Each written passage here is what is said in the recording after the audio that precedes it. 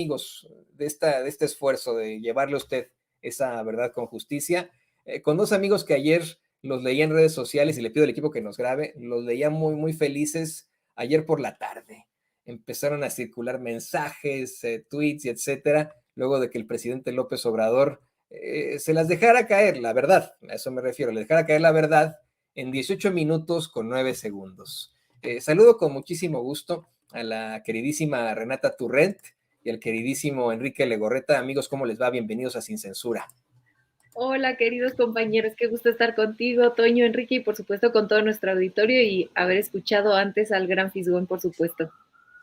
Enrique también. Saludos a todos, Renata, a Toñito. Sí, es aquí escuchando al gran maestro que siempre nos da cátedra y guía de lo que sucede en nuestro país y sobre todo con estos golpes desesperados de la oposición, Toñito.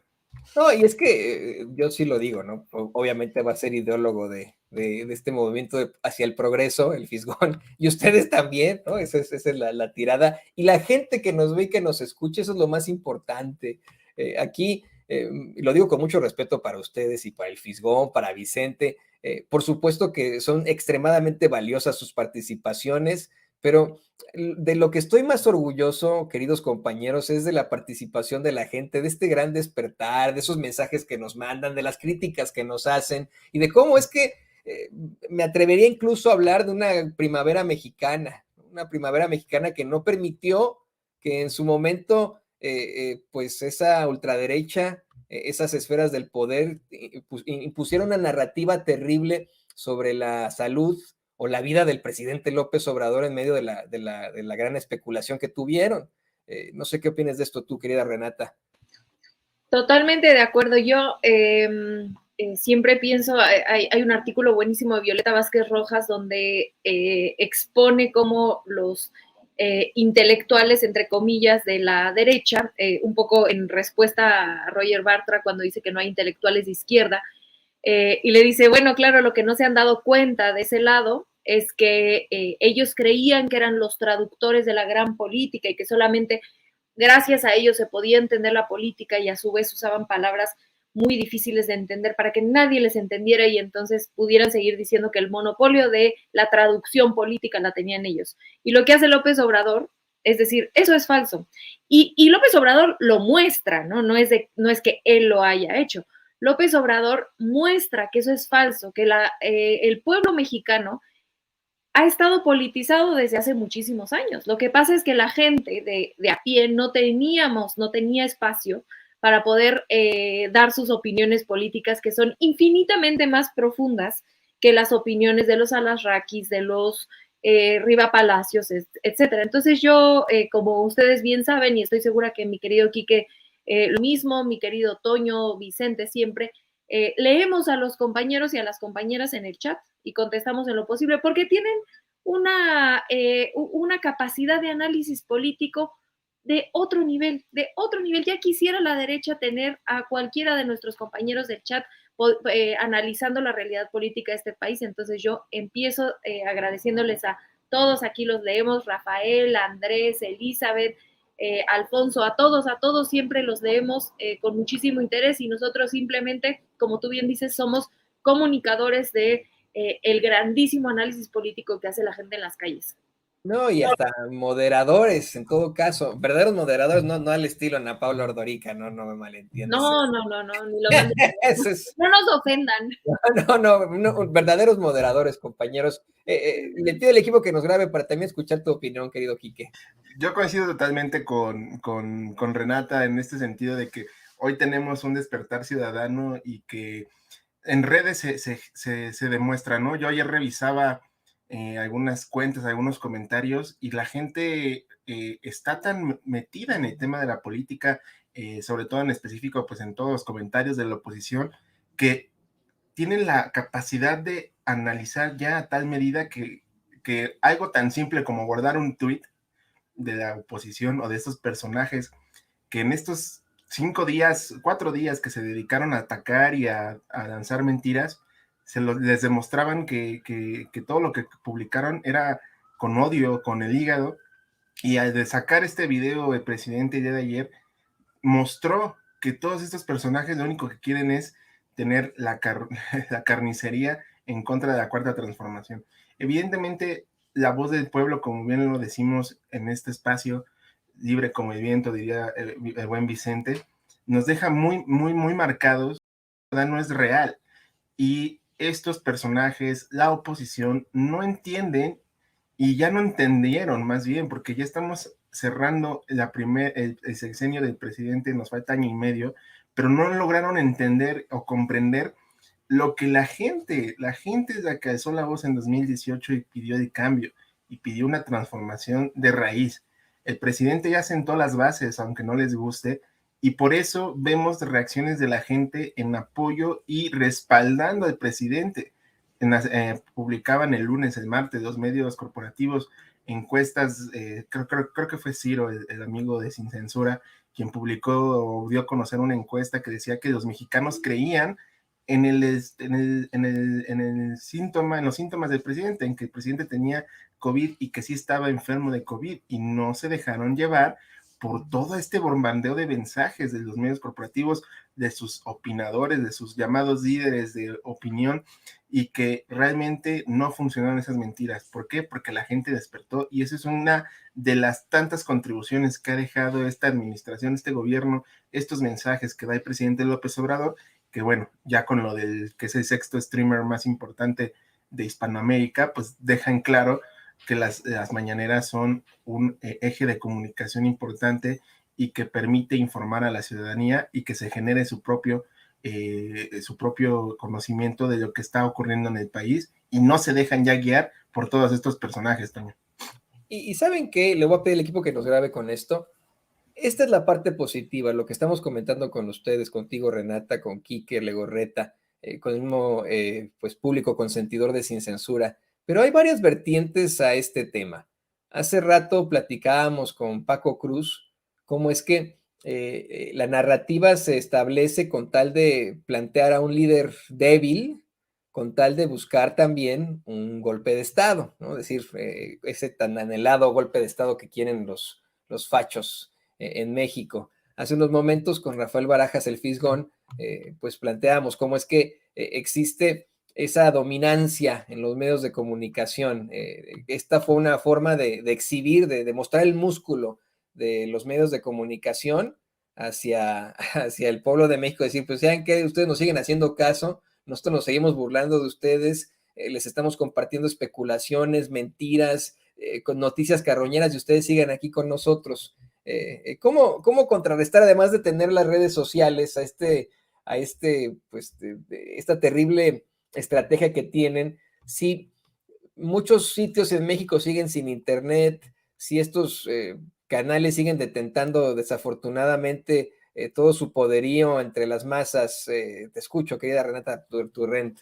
Qué grandísima pregunta, mi querido Toño. Yo creo que hay tres cosas que a mí me gustaría decir en este tema. La primera es que no tengo duda alguna de que el presidente López Obrador, como todo lo hace, es un gran jugador de ajedrez y planea no solamente lo que va a pasar ahorita, sino ya está pensando hacia adelante, en ocasiones años adelante.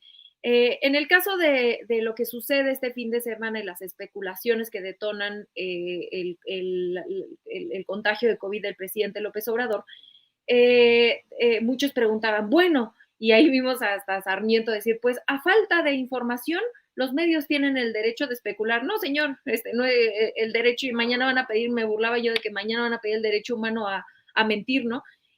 No, señor. En primer lugar, información hubo. Se informó la verdad desde el domingo que tenía COVID. Después el secretario de Salud dijo lo que había pasado. La esposa del presidente, la doctora Gutiérrez Müller, también explicó el lunes que estaba bien, que tenía COVID, que estaba en aislamiento, como todos sabemos que se tiene que tratar el COVID con paracetamol, agua y descanso. Pero entonces decían que el presidente estaba mintiendo porque no había salido un video a explicar, y sacaron unas cartas exigiendo que se diera un reporte médico detallado del presidente cuando se estaba informando. Entonces yo lo que creo es que el presidente, como muchas veces les hace, y con todo respeto, de manera no muy inteligente, caen les avienta un estambre les avienta un estambre y ahí van atrás. Y en esta ocasión les avienta el estambre de decir, les pongo un tuit, no les voy a contestar, no les voy a conceder que quieran un reporte de la manera que quieran. Si yo estoy informando, si el secretario de Gobernación está informando en las mañaneras, está respondiendo a todas las preguntas, lo que hace es que da un espacio para que los medios de comunicación y los opositores se exhiban por sí solos. Se desnudaron, mi querido Toño, mi querido Quique, 3 días completos y hoy se siguen desnudando. Se desnudaron en 3 líneas. La primera, de la miseria humana de desearle la muerte a cualquier ser humano, vaya, nadie merece, no, somos humanistas, deberíamos todos de serlo, no creemos que nadie deba morir, ¿no? Creemos que debe haber justicia, puedes estar en desacuerdo con el presidente López Obrador, pero de ahí a desearle la muerte a alguien y desearle además son tontos, ¿no? Porque con todo respeto, desearle la muerte al presidente de la República, pues va a causar una crisis política, una crisis económica, que no les conviene tampoco a ellos, porque tampoco es como que van a ganar sin el presidente López Obrador. Ellos creen, Fabricio Mejía decía en su videocolumna hoy, son más presidencialistas la oposición que el mismo presidente, porque ellos creen que a falta del presidente el movimiento obradorista se cae. Eso es falso, es al revés. El presidente López Obrador representa un movimiento de millones de mexicanos. No depende meramente del presidente. Y eso lo vamos a ver en el 24, porque el movimiento va a continuar. Entonces, creen que, dado que no le pueden ganar políticamente, pues desearían hasta su muerte. Entonces, en ese sentido, se desnudan que no creen en el movimiento, que no creen que existamos esa masa, esos millones de mexicanos que creemos en el proyecto de nación del presidente, incluso más allá de él, porque vamos a continuar después de que él se retire. Se exhibe la prensa, como ya bien explicado el Fisgón, y yo estoy totalmente de acuerdo. Urge una reforma a los medios de comunicación, urge que se pueda regular. El presidente dice que los medios se deben de regular con los medios. Yo sinceramente en eso no estoy tan de acuerdo con el presidente. Yo sí creo que debe haber una reforma. Entiendo que políticamente no la puede hacer él porque ya dirían, ya quiere callar a los medios porque ya le han hecho una guerra sucia por décadas que políticamente para él es difícil, pero sí coincido con el Fisgón en que es necesaria hacer una reforma a los medios de comunicación. Y 3, y último, lo que tú mencionas que es importantísimo, ¿qué sucede en aquellas comunidades donde no logran tener acceso al Internet, que debe ser un derecho, no un privilegio? Y yo pongo de ejemplo lo que se ha hecho en la Ciudad de México, que es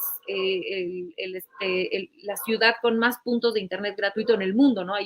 Tiene aquí la Ciudad de México un récord Guinness, y que ese es el plan del gobierno de López Obrador, que ha sido complejo, ha sido muy difícil, pero que nos permite analizar a su vez 2 cosas. Una, el derecho al Internet, porque nos genera a su vez derecho a la información, y 2, por qué es indispensable que este tipo de servicios, en su momento fue la luz con la CFE, tienen que ser garantizados por parte del Estado, porque si no, las empresas como Telmex, como todos los que dan servicios de Internet, pues no llegan hasta las comunidades más pobres porque para ellos no es negocio. Entonces, regresamos a ese argumento de por qué la CFE tiene que ser rectora de la electricidad, y lo mismo por qué el Estado tiene que ser rector, tiene que tener la capacidad de otorgar Internet a todos los mexicanos, porque debe ser un derecho, mis queridos compañeros. Yo sí quiero decir que políticamente hablando, Renata, Quique, público consentidor, es imposible y es verdaderamente estoparse con pared el hecho de buscar una normativa, una regulación a los medios de comunicación, porque siempre, siempre, siempre va a ser esto considerado como una afrenta a nuestra libertad de expresión, a la libertad de prensa. Es para un político tal vez el tema de los temas más difíciles, esto junto con el aborto, son temas que los políticos nunca quieren tratar porque son muy, muy difíciles. Y es ahí donde nos toca a nosotros, pues sacar la cabeza, sacar el brazo, y nosotros como periodistas independientes, como intelectuales independientes, como, no sé, libres pensadores, tenemos que de alguna u otra forma luchar por algo distinto. Creo que somos nosotros los que estamos comenzando pues esta búsqueda por esa verdad con justicia, en la que al mismo tiempo exhibimos a esos medios de comunicación corporativos en aras de que desaparezcan de una vez por todas, de que una vez por todas podamos llegar cada vez a más personas, que la gente le apague la caja idiota, refiriéndome a la televisión, a la radio, y busque medios independientes, busque informarse donde, pues, si bien es cierto, no está la verdad absoluta, porque esa no existe, está la verdad con justicia. Y con esto paso con Quique, le voy a pedir a Diana que por favor nos grabe. Diana se incorpora al equipo, no saben, pero es también parte del equipo, querida Renata, querido Quique, querido público consentido. Le decía a Diana que nos grabe. Tú, como yo, querido Quique, estoy convencido, obtuviste una serie de planteamientos de fuentes a tus redes sociales, a tu WhatsApp, de lo que podría haber estado pasando con el presidente López Obrador. Muchos de nosotros, nuestras fuentes nos informaron de ciertas cosas, pero lo más ético periodísticamente hablando, en una situación que podría resultar en varias vertientes, era dar a conocer la versión oficial de lo que estaba ocurriendo, no las habladas, no lo que le dijo el amigo de un amigo, no lo que planteó la hermana de un supuesto médico militar, no, no, no. Aquí, al hablar de la ética, cuando se presenta pues esta enfermedad del presidente López Obrador, este contagio de coronavirus, por supuesto que estuvimos preocupados, obtuvimos esta serie de noticias, esta serie de fuentes, pero lo ético fue determinar lo que nos había planteado el presidente López Obrador en su tweet, y lo que resultó ser, ¿no? Que se había contagiado de coronavirus y se acabó. Ahí está, en ese tuit, ¿no? Eso era lo que tendríamos que haber hecho desde el principio, pero no lo hicieron los demás, los que detentan los micrófonos en los medios de comunicación corporativos, los que constantemente, Quique, Renata, público consentidor, nos están discriminando, nos atacan, nos dicen paleros del presidente, nos dicen pseudoperiodistas, nos dicen charlatanes, improvisados. Ellos, con la mayor charlatanería, con la mayor improvisación, sí utilizaron fuentes para determinar situaciones verdaderamente lamentables, sí especularon, querido Quique, y hoy, pues ahí están en el basurero de la historia. ¿Qué opinas de todo esto? Mira, yo iba a dar un análisis igual que de Renata, pero Renata me ganó, entonces yo agregaría lo siguiente.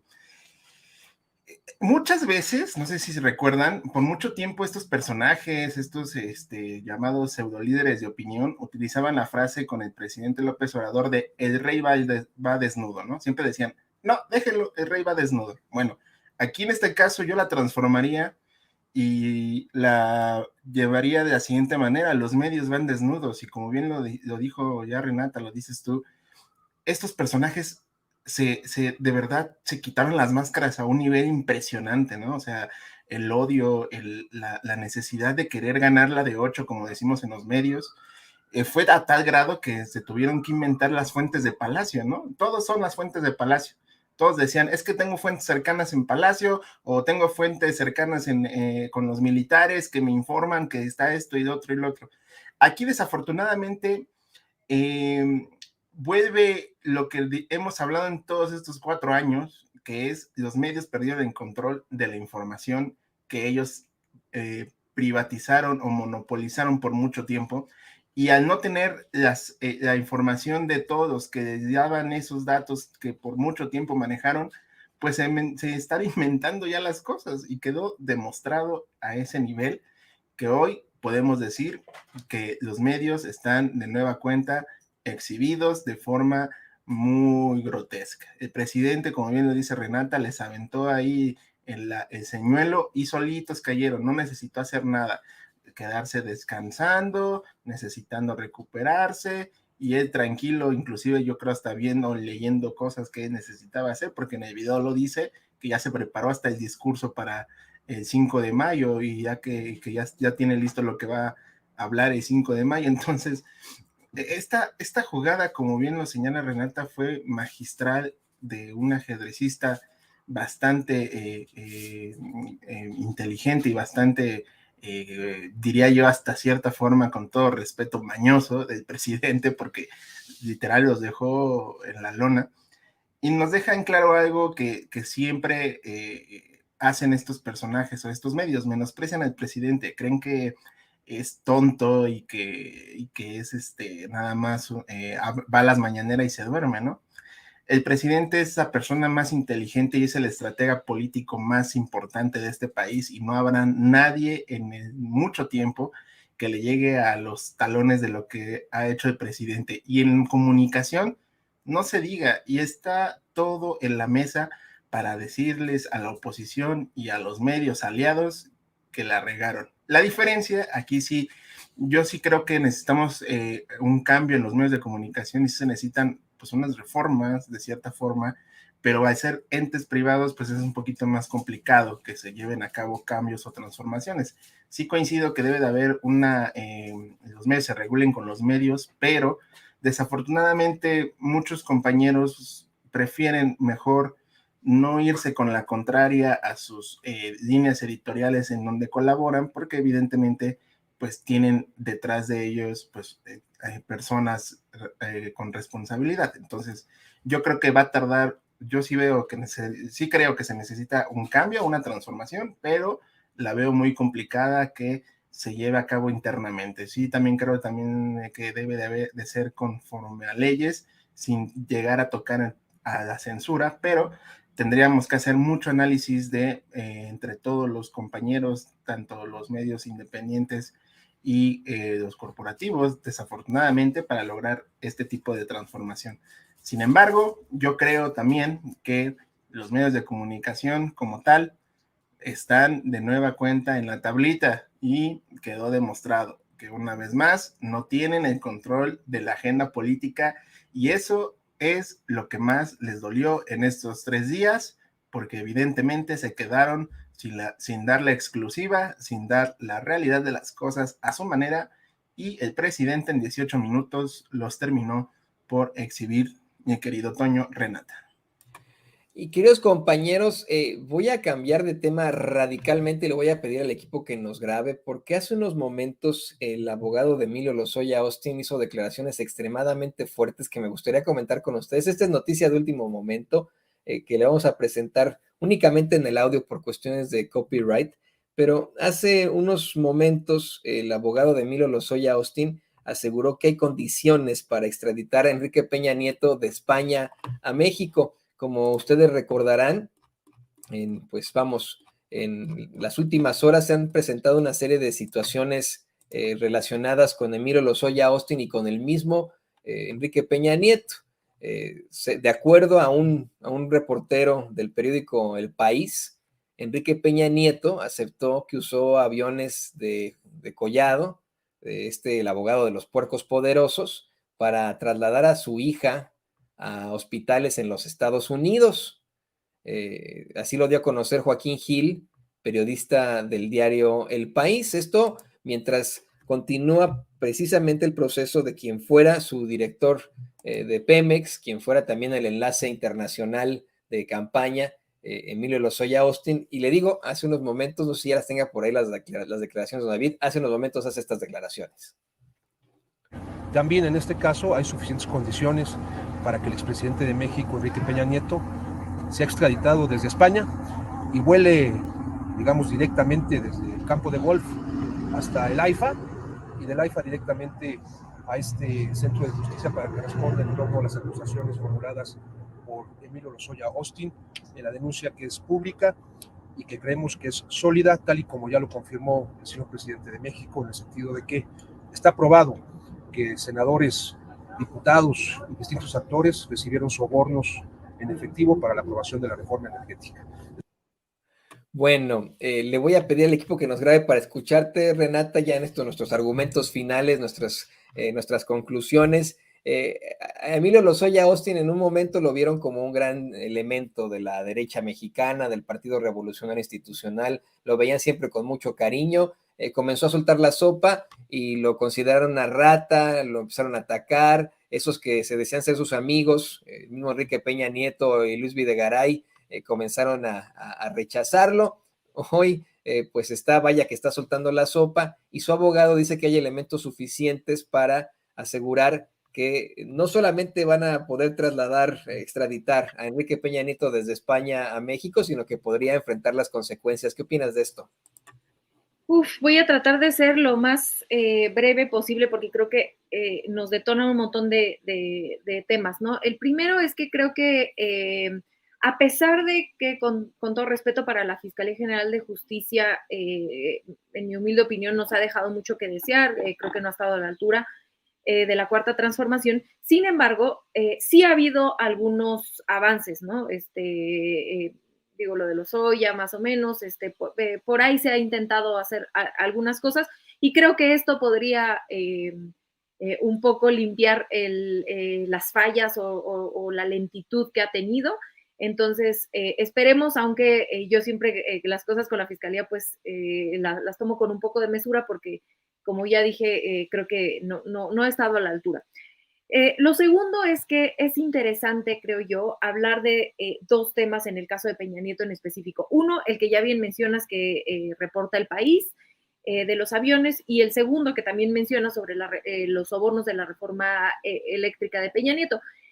En este sentido, creo que nos lleva a hablar de dos cosas importantísimas, ¿no? Esa corrupción, ese derroche, esa desconexión total de tener un gobierno que vive como oligarcas y como reyes y teniendo un país empobrecido y en una guerra que claramente no supo controlar Peña Nieto. Y por otro lado, la manera en la que operaba el Estado mexicano, casi en la totalidad en su conjunto, a favor de los empresarios, ¿no? En el caso de la reforma energética de Peña Nieto, que básicamente le vendieron los recursos naturales de nuestro país a unos cuantos empresarios, en especial extranjeros. Esto tendría que ser por lo menos de interés público para la Suprema Corte, porque la única forma en la que la Suprema Corte puede echar abajo una reforma constitucional, pues es si en el proceso de la aprobación hubo cuestiones irregulares. Entonces tendría que ser algo que de futuro podrían estar. Por supuesto, no tengo ninguna confianza porque al parecer la mayoría de los ministros de la Suprema Corte se enfocan en leer letras como si no tuviera ningún tipo de contexto político, social alrededor de las reformas que algunas tumban porque no les gustan políticamente, socialmente, y otras, por el contrario, las dejan pasar a pesar de que haya dudas importantes en el proceso. Insisto, esto tendría que comprobarse primero legalmente para que la Suprema Corte lo pudiera agarrar, pero definitivamente tendría que ser un tema que tendría que estar en la mira de los y las ciudadanas del pueblo de México en caso de que esto se pudiera concretar y pensar en por qué esa reforma que tuvo de origen en el proceso un montón de irregularidades es legítima, ¿no? O por lo menos cuestionar si es legítima. Y lo último que me gustaría mencionar es que mucho se dice que este gobierno no ha logrado acabar con la impunidad de otros gobiernos y que solamente se queja del pasado, pero que en realidad nadie paga las consecuencias y que no hay justicia. Y yo creo que si bien, insisto, la Fiscalía ha quedado corta, por supuesto el Poder Judicial, ahí tenemos el caso de Rosario Robles, nos han quedado cortos. Creo que es indiscutible la voluntad política de nuestros gobernantes de la 4T de buscar la justicia, ¿no? Eso creo que es indiscutible, porque no se podría explicar el juicio de García Luna sin la cooperación e incluso, me atrevo a decir, la operación política. Y no digo que la operación política es una persecución, simplemente de permitir que las investigaciones en Estados Unidos siguieran su curso en contra de Genaro García Luna sin que el Estado mexicano lo bloqueara. A eso me refiero, ¿no? Porque luego van a sacarme el contexto y van a decir, ya ven que sí hay persecución política en contra del narcotraficante Genaro García Luna. No, simplemente se permite que las instituciones hagan su trabajo para que se investigue y en su caso se castigue, como fue el caso de García Luna. Y en la Ciudad de México, ya bien lo hablaban ustedes, mi querido Toño y con el Fisgón, sobre el cártel del PAN, le llaman el cártel inmobiliario aquí en la Benito Juárez, pero creo que un nombre más adecuado es el cártel del PAN, porque no solamente el dinero que se robaron, las propiedades que se robaron, no solamente son necesariamente del cártel inmobiliario. Ya sabemos que Taboada, por ejemplo, hizo contratos millonarios, 207 millones no Santiago Taboada, perdónenme, Von Ruerich, el que está ahora preso, 207 millones de pesos en empresas fachada que según iban a recoger el cascajo de lo que se cayó en 2017, que en parte también fueron responsables ellos porque hicieron mal, dieron permisos que no tendrían que haber dado, y ni siquiera se retiró el cascajo de los edificios que se cayeron. Es un escándalo tremendo que trasciende la Benito Juárez, que trasciende lo inmobiliario y que más bien se empieza a convertir en un modus operandi de cierto grupo político dominante del PAN, que le ayuda, por supuesto, ahí está Romero, por supuesto, su líder, que les ayuda a financiar operaciones políticas, no solamente en la Benito Juárez, sino en la Ciudad de México, e incluso me atrevo a decir que a nivel nacional, porque este grupo político del cártel del PAN, pues es uno de los grupos políticos más importantes de todo el panismo nacional, ¿no? No solamente en la Ciudad de México. Entonces, yo lo que quiero decir es que a nivel local también hay avances muy importantes en cuanto a crímenes, delitos que se cometieron en sexenios anteriores, que hoy se están investigando y en su caso el Poder Judicial castigar, y que tengamos muchísimo cuidado, y yo aquí me atrevo a pedirle a nuestros queridos, nuestra querida audiencia, que nos ayuden en las calles, que nos ayuden con sus familiares a detener esta narrativa que están tratando de instaurar, que es totalmente falsa, de la persecución política. Porque si fuera una persecución política, pues sería muy sencillo, en el caso del cártel del PAN, por ejemplo, decir, a ver, bueno, Santiago Taboada es del PAN y es del mismo grupo político de ellos. Él tiene acceso a todas las carpetas, a todos los contratos que se dieron. Si fuera falso lo que está diciendo la fiscalía, pues Santiago Taboada podría sacar los contratos, enseñar que se ejecutaron de manera legal, que las obras se hicieron, que la limpieza de cascajo se hizo, etcétera. ¿Por qué no lo hace? Pues porque eso es obvio que es cierto lo que está anunciando la fiscalía, ¿no? Lo mismo con Genaro García Luna. Bueno, él sí ya está en juicio, ¿no? Y en este sentido creo que lo que tendría que hacer el PAN sería deslindarse, ¿no? Pero incluso ni siquiera se deslindan. Entonces, si no se deslindan de un narcotraficante, pues eso, con todo respeto, los hace cómplices, ¿no? Y los hace cómplices de no informar si Felipe Calderón sabía o no sabía. Entonces, no pueden salir después a decir que hay una persecución política cuando no están queriendo colaborar con las autoridades que están tratando de traer justicia. Y cierro diciendo que hay otra hipocresía por parte de la oposición. Estos mismos que hoy gritan que todo es persecución política para defender a los delincuentes de otros sexenios, de sexenios anteriores, fueron los mismos que dijeron que la ley se aplica y no se consulta cuando se propuso de manera que además es un derecho constitucional que tenemos los mexicanos, hacer la consulta popular de juicio a expresidentes. Entonces, no les gusta que se consulte, tampoco les gusta que se aplique la ley, lo que quieren es continuar de manera impune, robando y haciendo fechorías, mis queridos compañeros. Sí, no, un carnaval de cinismo y de hipocresía, estos, desde la Suprema Corte de Justicia hasta los politiqueros, es verdaderamente ridículo.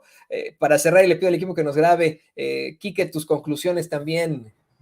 Mira, yo estoy viendo que ya se está abriendo un nuevo frente y, como bien lo dices, de última hora, la información que está surgiendo con el tema de la justicia en este país. Yo estoy recapitulando la información de lo que hablaba tanto Renata como tú, y creo que más que el tema de Peña Nieto, creo que otra vez la fiscalía está haciendo de las suyas, porque estoy leyendo que se logró ya un acuerdo de criterio de oportunidad con Lozoya. Entonces me parece que va a haber ahí un nuevo frente entre el caso Lozoya y Enrique Peña Nieto, porque si esto se confirma, más bien ya está confirmado, el punto aquí es ver qué pruebas va a entregar Lozoya y con qué sustento, porque si estamos viendo que con la Suprema Corte de Justicia tenemos un problema con que todo le están dando facilidades a los criminales de cuello blanco, pues imagínate con qué van a justificar estos estos señalamientos por parte de Lozoya en contra de Peña Nieto y como bien lo sabemos, la responsabilidad que tuvo con todo el desfalco que hay en Pemex. Entonces, yo creo que se está abriendo un nuevo frente, Toño, que vamos a empezar de cero en cuanto al tema de otorgar justicia a la corrupción que se vivió durante un sexenio, el sexenio más corrupto de este país, y no lo digo yo, lo dicen las estadísticas y lo dicen todas las investigaciones que se han publicado respecto a lo que se llevó a cabo en esta administración llamada de Enrique Peña Nieto, y me parece que el Poder Judicial nos va a dar mucho de qué hablar y muchos corajes, porque ya estoy viendo las discusiones que se van a venir con este caso, y yo creo que debemos estar preparados con toda la información que se genere por parte de Lozoya, porque repito, ha hablado mucho, ha dicho mucho, pero no se han presentado pruebas contundentes, y que la fiscalía, también otro espacio en el que no se ha podido avanzar en cuanto a esta entrega de justicia para la nación, pues hay que estar muy, muy al pendientes de todo lo que va a dar a conocer Lozoya, porque igual en una de esas sí tiene las pruebas necesarias y Enrique Peña Nieto va a estar tras las rejas junto con sus más cercanos colaboradores. Así que yo creo que el Poder Judicial va a estar de nuevo en el centro de la discusión, en el foco, y desafortunadamente hemos tenido pruebas de que están actuando bajo cierto sesgo. Entonces, tenemos que irnos preparando con la información que surja, y yo creo que o hay de dos sopas: es probable que veamos a Enrique Peña Nieto de regreso en el país, o que siga ya disfrutando de sus vacaciones con todos los gastos pagados, como ya se ha difundido en los medios internacionales y con estas investigaciones en su contra, porque sí, hay muy fuertes declaraciones